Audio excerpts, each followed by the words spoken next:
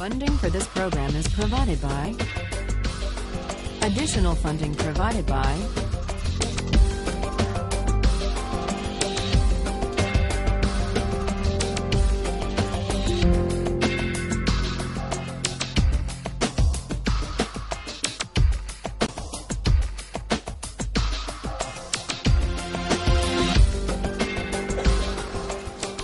Now we turn to the hardest philosopher we're going to read in this course. Today we turn to Immanuel Kant, who offers a different account of why we have a categorical duty to respect the dignity of persons and not to use people as means merely, even for good ends. Kant excelled at the University of Königsberg at the age of 16.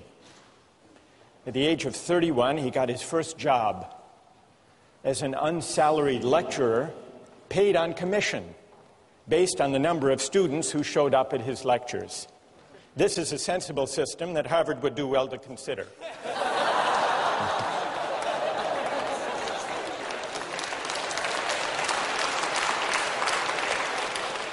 Luckily for Kant, he was a popular lecturer and also an industrious one, and so he eked out a meager living.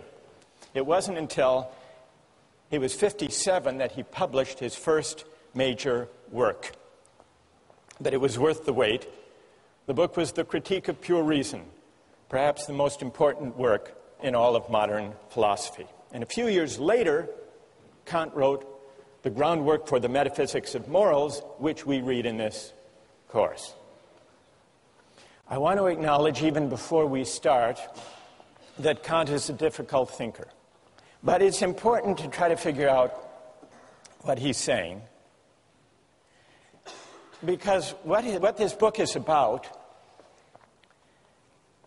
is, well, it's about what the supreme principle of morality is, number one, and it's also, it gives us an account, one of the most powerful accounts we have, of what freedom really is. So let me start today. Kant rejects utilitarianism. He thinks that the individual person, all human beings, have a certain dignity that commands our respect. The reason the individual is sacred or the bearer of rights, according to Kant, doesn't stem from the idea that we own ourselves, but instead from the idea that we are all rational beings. We're all rational beings, which simply means that we are beings who are capable of reason. We are also autonomous beings, which is to say that we are beings capable of acting and choosing freely. Now, this capacity for reason and freedom isn't the only capacity we have. We also have the capacity for pain and pleasure, for suffering and satisfaction. Kant admits the utilitarians were half right. Of course, we seek to avoid pain, and we like pleasure. Kant doesn't deny this. What he does deny is Bentham's claim that pain and pleasure are our sovereign masters. He thinks that's wrong. Kant thinks that it's our rational capacity that makes us distinctive, that makes us special, that sets us apart from and above mere animal existence. It makes us something more than just physical creatures with appetites. Now, we often think of freedom as simply consisting in doing what we want, or in the absence of obstacles to getting what we want. That's one way of thinking about freedom. But this isn't Kant's idea of freedom. Kant has a more stringent, demanding notion of what it means to be free. And though it's stringent and demanding, if you think it through, it's actually pretty persuasive. Kant reasons as follows. When we, like animals, seek after pleasure, or the satisfaction of our desires, or the avoidance of pain, when we do that, we aren't really acting freely. Why not? We're really acting as the slaves of those appetites and impulses. I didn't choose this particular hunger or that particular appetite. And so when I act to satisfy it, I'm just acting according to natural necessity. And for Kant, freedom is the opposite of necessity. There was an advertising slogan for the soft drink Sprite a few years ago. The slogan was, "Obey your thirst." There's a Kantian insight buried in that Sprite advertising slogan. That, in a way, is Kant's point. When you go for Sprite or Pepsi, you might think that you're choosing freely, Sprite versus Pepsi, but you're actually obeying something, a thirst, or maybe a desire manufactured or massaged by advertising. You're obeying a prompting that you yourself haven't chosen or created. And here, it's worth noticing Kant's specially demanding idea of freedom. What way of acting, how can my will be determined if not by the promptings of nature or my hunger or my appetite or my desires? Kant's answer, to act freely, is to act autonomously.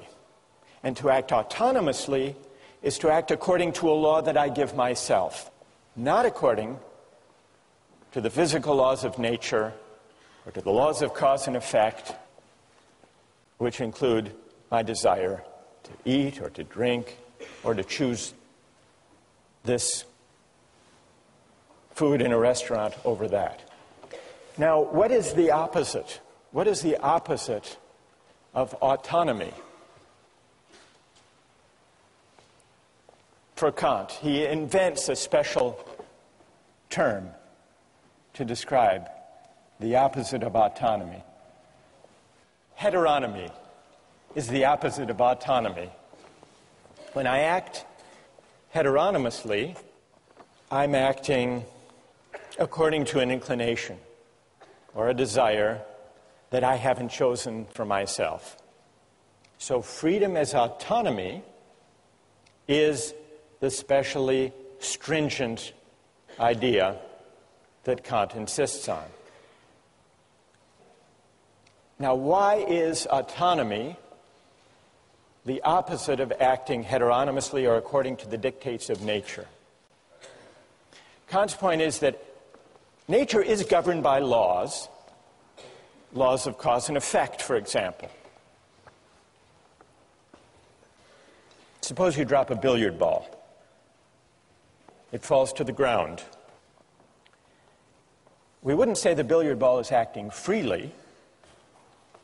Why not? It's acting according to the law of nature, according to the laws of cause and effect, the law of gravity. And just as he has an unusually demanding and stringent conception of freedom, freedom as autonomy, he also has a demanding conception of morality. To act freely is not to choose the best means to a given end. It's to choose the end itself for its own sake. And that's something that human beings can do and that billiard balls can't. Insofar as we act on inclination or pursue pleasure, we act as means to the realization of ends given outside us. We are instruments rather than authors of the purposes we pursue.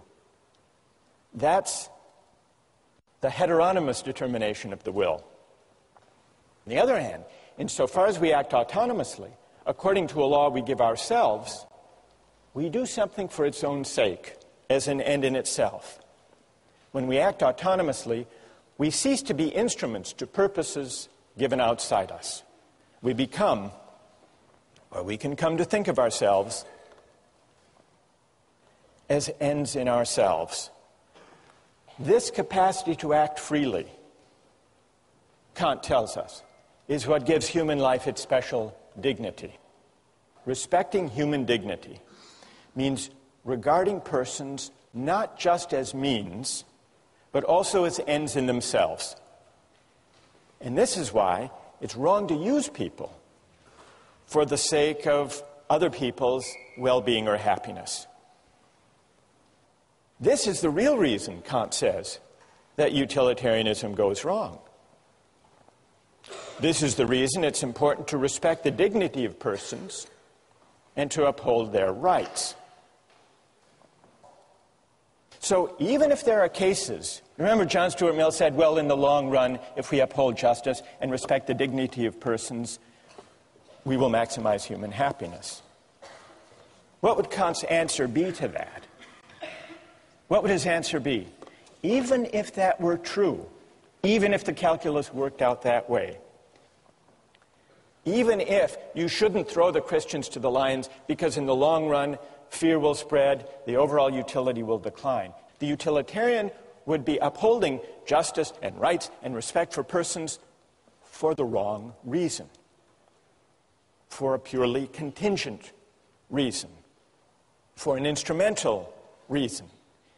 It would still be using people, even where the calculus works out for the best in the long run, it would still be using people as means rather than respecting them as ends in themselves. So, that's Kant's idea of freedom as autonomy, and you can begin to see how it's connected to his idea of morality. But we still have to answer one more question. What gives an act its moral worth in the first place?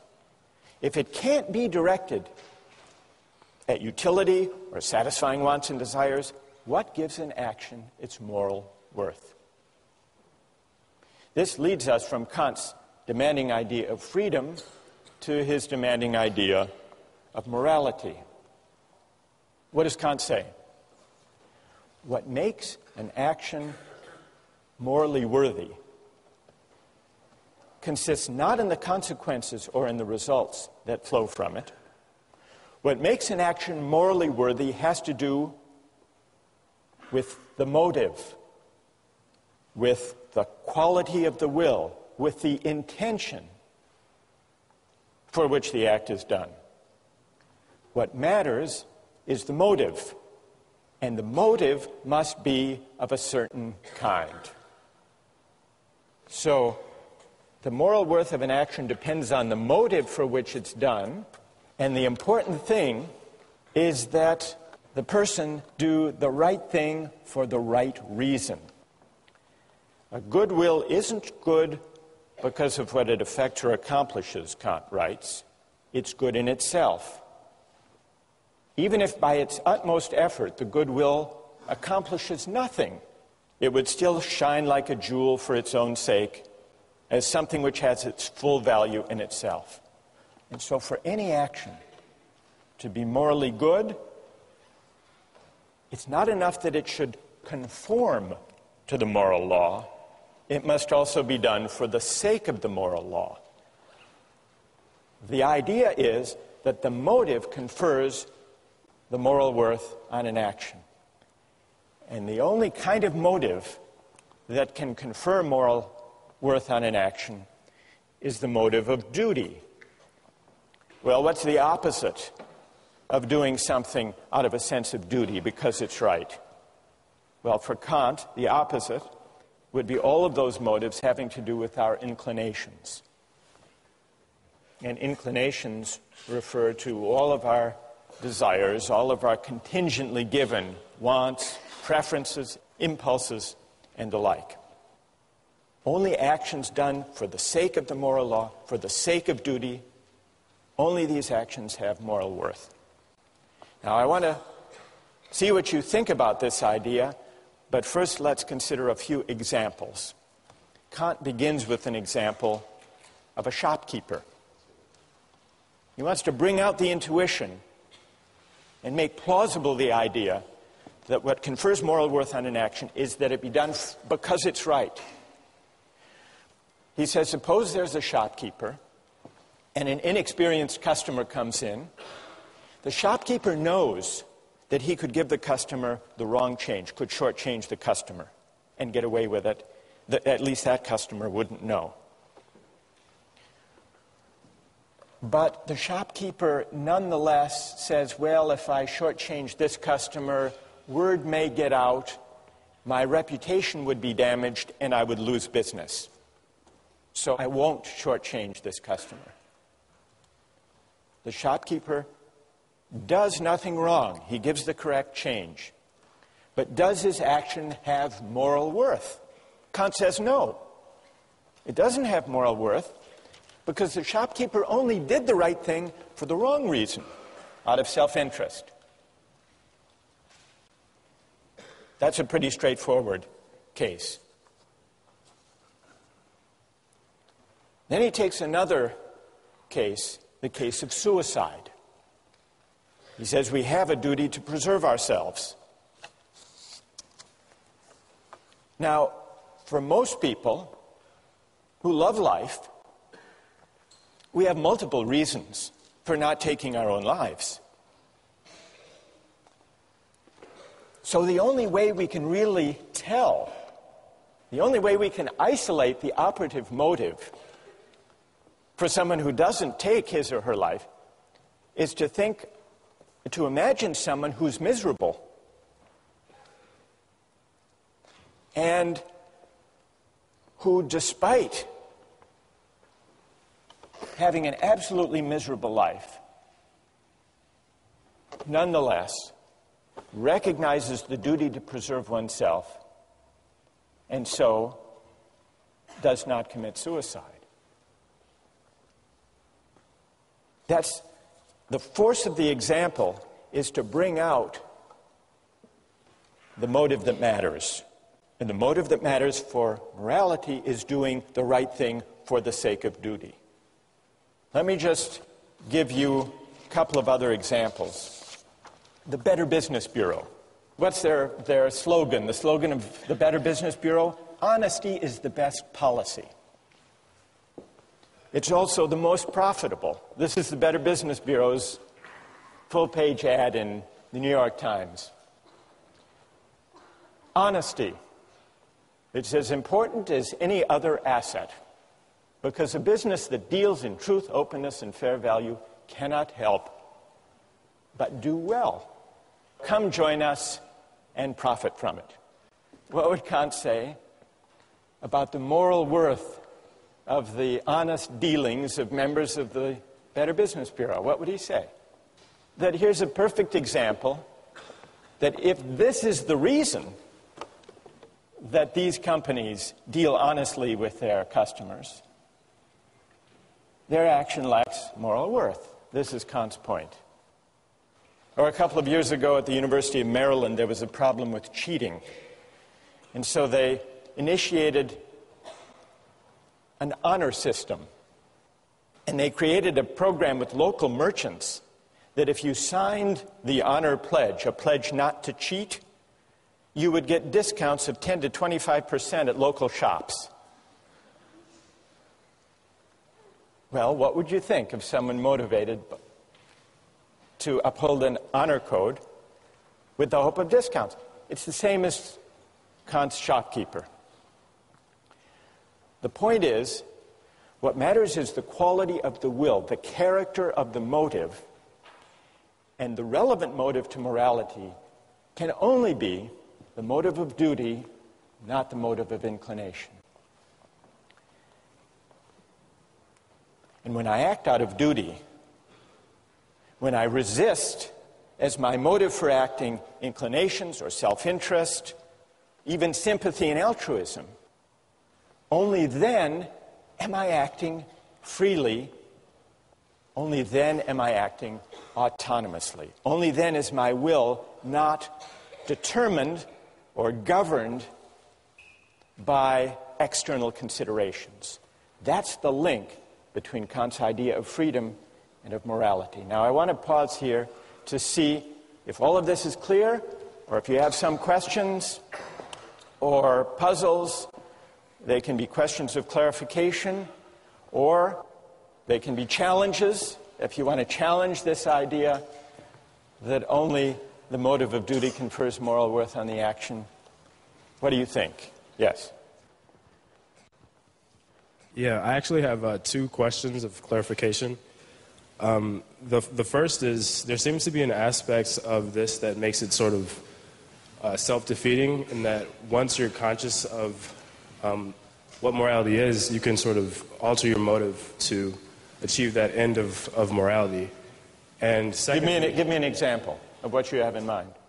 The shopkeeper example, if he decides that he wants to give the person the money to do the right thing, and he decides that's his motive to do so because he wants to be moral, then isn't that sort of defeating isn't that sort of defeating the purity of his action? If morality is determined by his motive, his motive is then to act morally.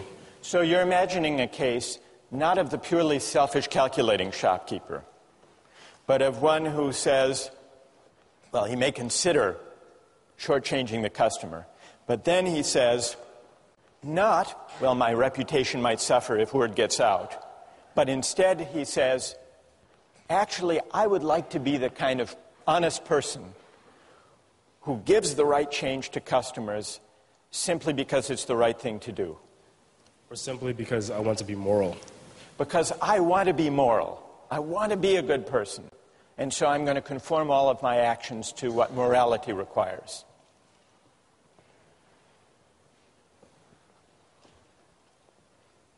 It's a subtle point. It's a good question. Kant does acknowledge, you're pressing Kant on an important point here. Kant does say there has to be some incentive to obey the moral law. It can't be a self-interested incentive. That would defeat it by definition. So he speaks of a different kind of incentive from an inclination. He speaks of reverence for the moral law. So if that shopkeeper says, I want to develop a reverence for the moral law, and so I'm going to act, and so I'm going to do the right thing, then I think he's there. He's there as far as Kant's concerned. Because he's formed his motive, his will is conforming to the moral law once he sees the importance of it. So it would count. It would count. All right, and then secondly, very quickly, what stops morality from becoming completely objective in this point? What stops morality from becoming completely subjective? Yeah, like how can if morality is completely determined by your morals, then how can you apply this, or how can it be enforced? That's also a great question. What's your name? My name is Amadi. Amadi? Yeah. All right. If acting morally means acting according to a moral law out of duty, and if it's also to act freely in the sense of autonomously, it must mean that I'm acting according to a law that I give myself. That's what it means to act autonomously. Amadi is right about that. But that does raise a really interesting question. If acting autonomously means acting according to a law I give myself, That's how I escape the chain of cause and effect and the laws of nature. What's to guarantee that the law I give myself when I'm acting out of duty is the same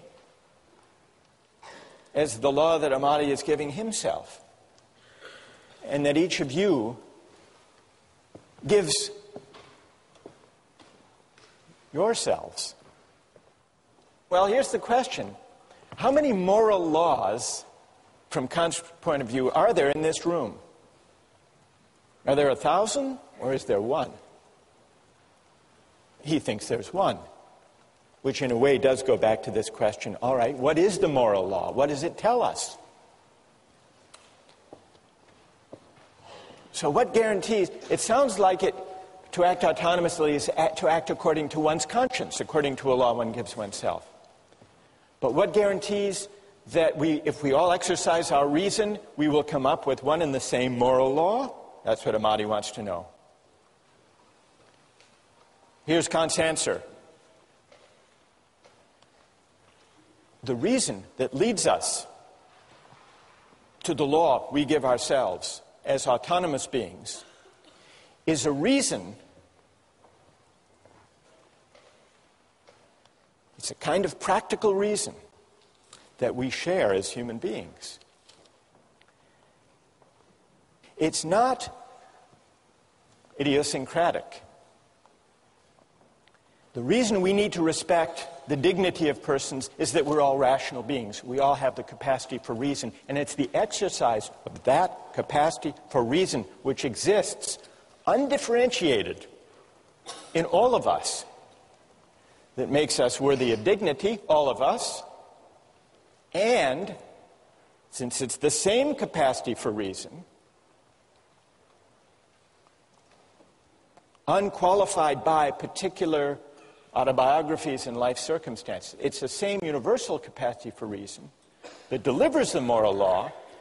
It turns out that to act autonomously is to act according to a law we give ourselves, exercising our reason, but it's the reason we share with everyone as rational beings, not the particular reasons we have given our upbringings, our particular values, our particular interests.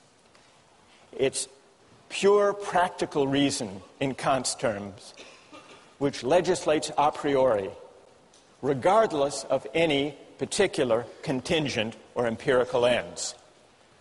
Well, what moral law would that kind of reason deliver? What is its content?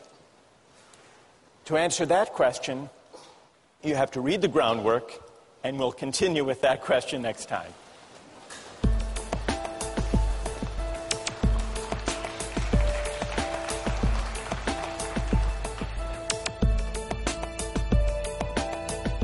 For Kant, morally speaking, suicide is on a par with murder.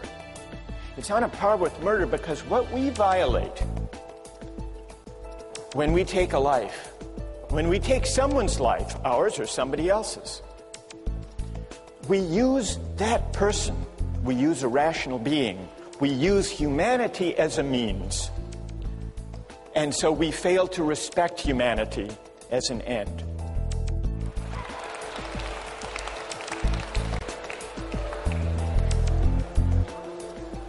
Today we turn back to Kant. Before we do, remember, this is the week by the end of which all of you will basically get Kant, figure out what he's up to. You're laughing. No, it will happen.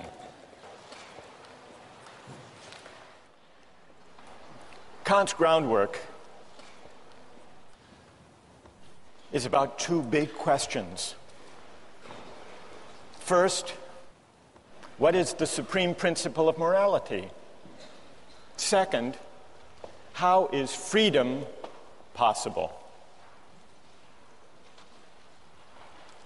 Two big questions. Now, one way of making your way through this dense philosophical book is to bear in mind a set of oppositions or contrasts or dualisms that are related. Today I'd like to talk about them. Today we're going to answer the question, what, according to Kant, is the supreme principle of morality? And in answering that question, in working our way up to Kant's answer to that question, it will help to bear in mind three contrasts or dualisms that Kant sets out. The first, you remember, had to do with the motive according to which we act. And according to Kant, only one kind of motive is consistent with morality. The motive of duty, doing the right thing for the right reason. What other kind of motives are there? Kant sums them up in the category of inclination. Every time the motive for what we do is to satisfy a desire or a preference that we may have to pursue some interest, we're acting out of inclination. Now, let me pause to see if, in thinking about the question of the motive of duty, the goodwill, see if any of you has a question about that much of Kant's claim. Or is everybody happy with this distinction? What do you think? Go ahead. When you make that distinction between duty and inclination, is there ever any moral action ever? I mean, you could always kind of probably find some selfish motive, can't you? Maybe very often people do have self-interested motives when they act. Kant wouldn't dispute that. But what Kant is saying is that insofar as we act morally, that is, insofar as our actions have moral worth, what confers moral worth is precisely our capacity to rise above self-interest and prudence and inclination and to act out of duty. Some years ago, I read about a spelling bee, and there was a young man who was declared the winner of the spelling bee, a kid named Andrew, 13 years old. The winning word, the word that he was able to spell, was echolalia. Does anyone know what echolalia is? What? It's not some type of flower, no. It means the tendency to repeat, as in echo, to repeat what you've heard. Anyhow, he misspelled it, actually. But the judges misheard him. They thought he had spelled it correctly and awarded him the championship of the National Spelling Bee. And he went to the judges afterward and said, actually, I misspelled it. I don't deserve the prize. And he was regarded as a moral hero, and he was written up in the New York Times, Misspeller is a spelling bee hero. There's Andrew with his proud mother.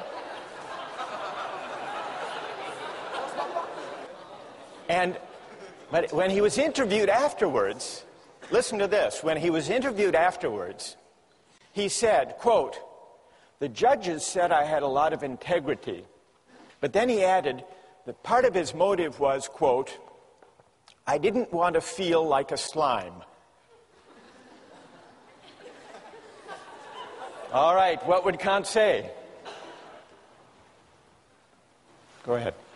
I guess it would depend on whether or not that was a marginal reason or the predominant reason in whether or not and why he decided to confess that he didn't actually spell the word correctly.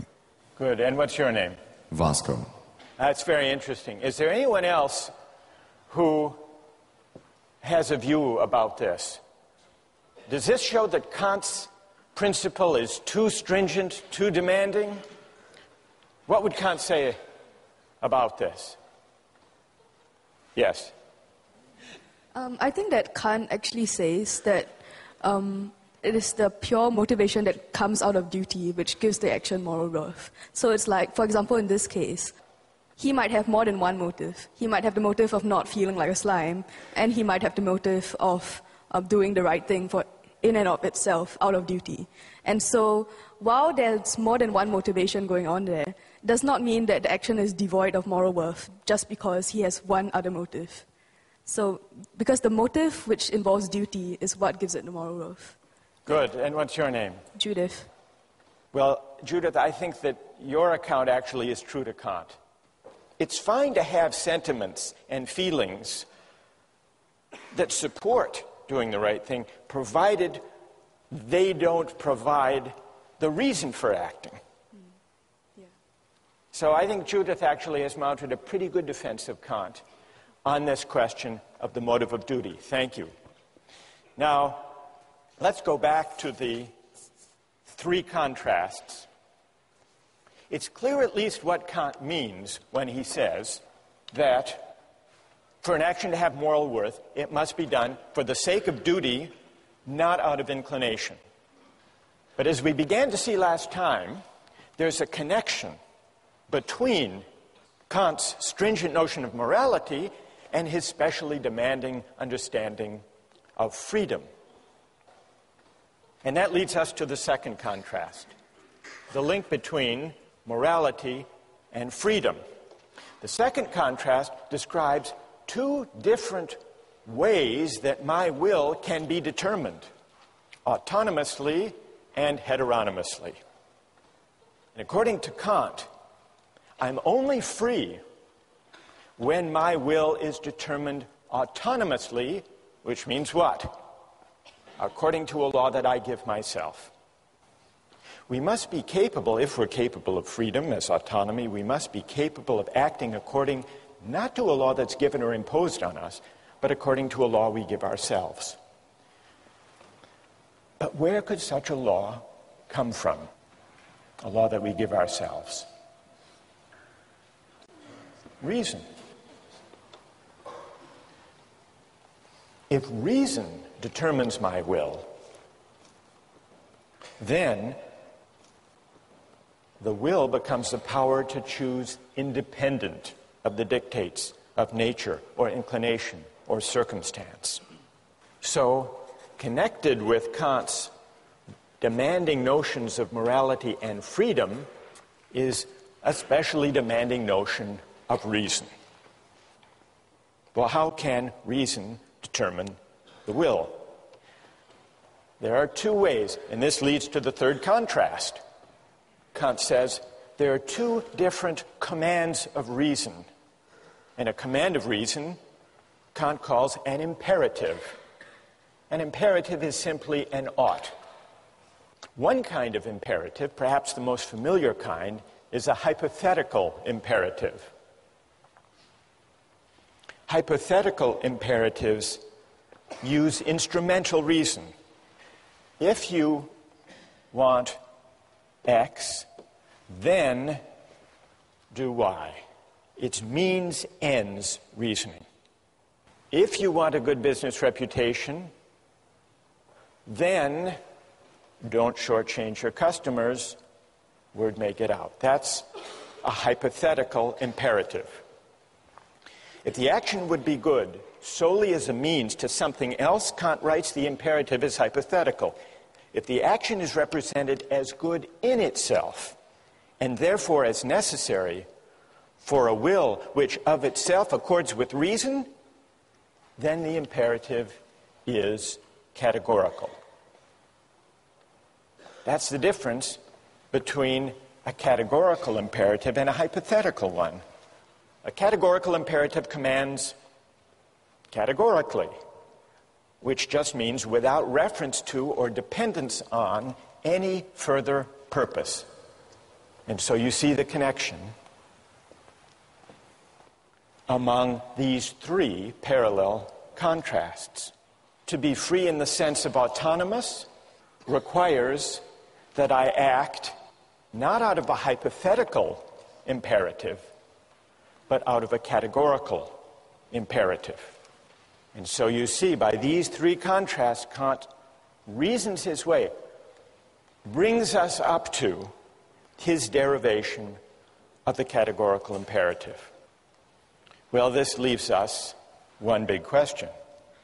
What is the categorical imperative?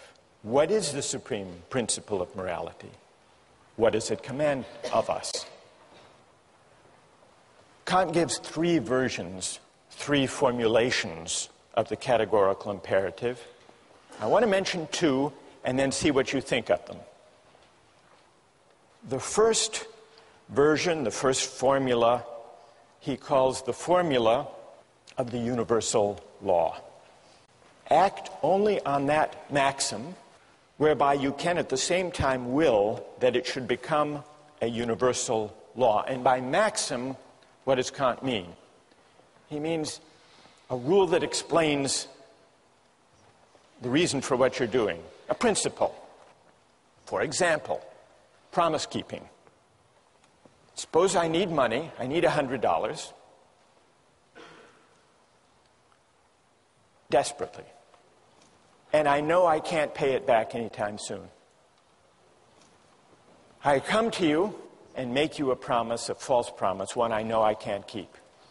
Please give me $100 today, lend me the money, I will repay you next week. Is that consistent with the categorical imperative, that false promise? Kant says no. And the test, the way we can determine that the false promise is at odds with the categorical imperative is try to universalize it. Universalize the maxim upon which you're about to act. If everybody made false promises when they needed money, then nobody would believe those promises. There would be no such thing as a promise. And so there would be a contradiction. The maxim universalized would undermine itself. That's the test. That's how we can know that the false promise is wrong. Well, what about the formula of the universal law? You find it persuasive?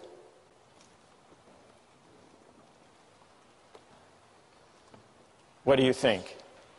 Go ahead. I have a question about the difference between categoricalism and a hypothesis that if you're going to between categorical and hypothetical yeah. imperatives. Right. If you're going to act with a categorical imperative so that the maxim doesn't undermine itself, it sounds like I am going to do X because I want Y. I am going to not lie in dire need because I want the world to function in such a way that promises are kept. I don't want to liquidate the practice of promises. Right. It sounds like justifying a means by an ends. It seems like an instance of consequentialist reasoning, you're saying. Right. And what's your name? Tim. Tim. Well, Tim, John Stuart Mill agreed with you. He made this criticism of Kant.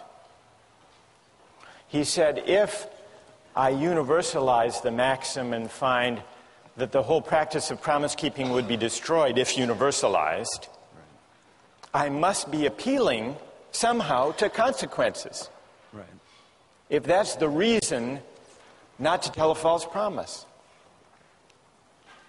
So John Stuart Mill agreed with that criticism against Kant. But John Stuart Mill was wrong. You're in good company, though. You're in good company, Tim. Kant is often read, as Tim just read him, as appealing to consequences. The world would be worse off if everybody lied, because then no one could rely on anybody else's word. Therefore, you shouldn't lie. That's not what Kant is saying exactly, although it's easy to interpret him as saying that. I think what he's saying is that this is the test. This is the test of whether the maxim corresponds with the categorical imperative. It isn't exactly the reason. It's not the reason. The reason you should universalize to test your maxim is to see whether you are privileging your particular needs and desires over everybody else's. It's a way of pointing to this feature, this demand of the categorical imperative, that the reasons for your action shouldn't depend, for their justification, on your interests, your needs, your special circumstances being more important than somebody else's. That, I think, is the moral intuition lying behind the universalization test. So let me spell out Kant's second version of the categorical imperative, perhaps in a way that's more intuitively accessible than the formula of universal law. It's the formula of humanity as an end. Kant introduces the second version of the categorical imperative with the following line of argument. We can't base the categorical imperative on any particular interests, purposes, or ends, because then it would be only relative to the person whose ends they were. But suppose there were something whose existence has in itself an absolute value, an end in itself, then in it, and in it alone, would there be the ground of a possible categorical imperative. Well, what is there that we can think of as having its end in itself? Kant's answer is this. I say that man, and in general every rational being, exists as an end in himself, not merely as a means for arbitrary use by this or that will. And here Kant distinguishes between persons on the one hand and things on the other. Rational beings are persons. They don't just have a relative value for us, but if anything they have an absolute value, an intrinsic value. That is, rational beings have dignity. They're worthy of reverence and respect. This line of reasoning leads Kant to the second formulation of the categorical imperative, which is this. Act in such a way that you always treat humanity, whether in your own person or in the person of any other, never simply as a means, but always at the same time as an end. So that's the formula of humanity as an end. The idea that human beings, as rational beings, are ends in themselves, not open to use, merely as a means. When I make a false promise to you, I'm using you as a means to my ends, to my desire for the $100. And so I'm failing to respect you. I'm failing to respect your dignity. I'm manipulating you. Now consider the example of the duty against suicide. Murder and suicide are at odds with the categorical imperative. Why? If I murder someone, I'm taking their life for some purpose, either because I'm a hired killer or I'm in the throes of some great anger or passion. Well, I have some interest, some purpose that's particular, for the sake of which I'm using them as a means. Murder violates the categorical imperative. For Kant, morally speaking, suicide is on a par with murder. It's on a par with murder because what we violate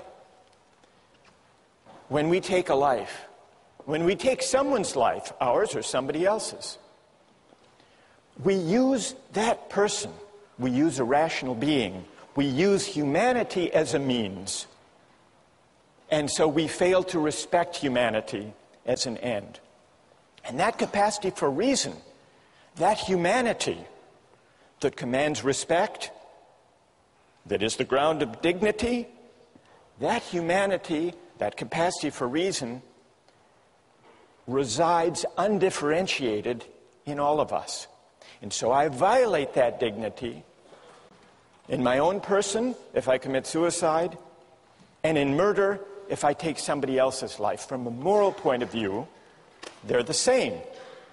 And the reason they're the same has to do with the universal character and ground of the moral law.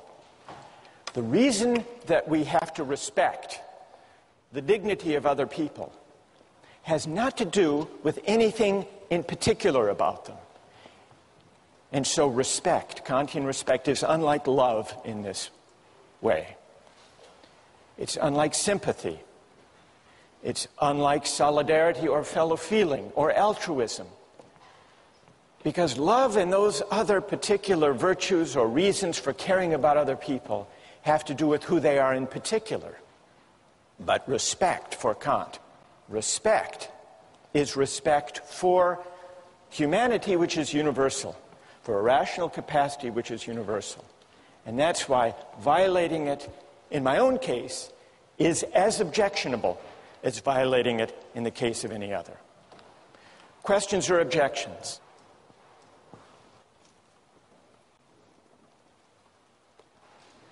Go ahead. I guess I'm somewhat worried about Kant's statement that you cannot use a person as a means because every person is an end in and of themselves.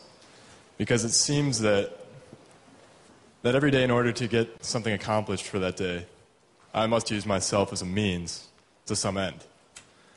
And I must use the people around me as a means to some end as well. For instance, suppose that I want to do well in a class, and I have to write a paper. I have to use myself as a means to write the paper. Suppose I want to buy something, food. I must go to the store and use the person working behind the counter as a means for me to purchase my food. Right. That's true. You do.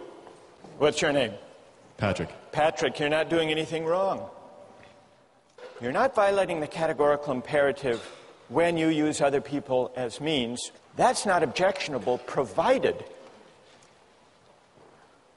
when we deal with other people for the sake of advancing our projects and purposes and interests, which we all do, provided we treat them in a way that is consistent with respect for their dignity.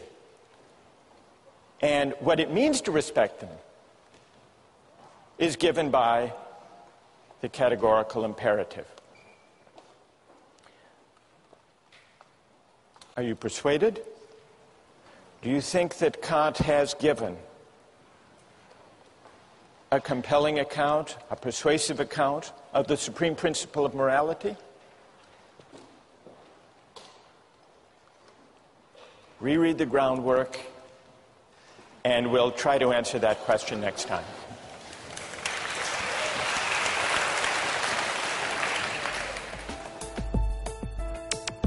Don't miss the chance to interact online with other viewers of Justice. Join the conversation, take a pop quiz, watch lectures you've missed, and learn a lot more. Visit justiceharvard.org. It's the right thing to do.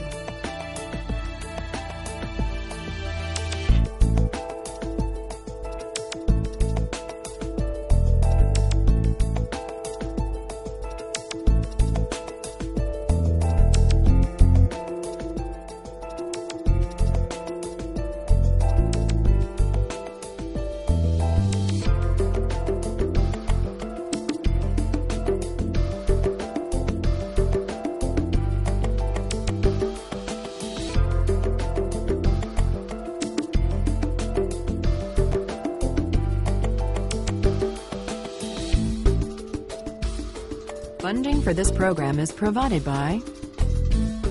Additional funding provided by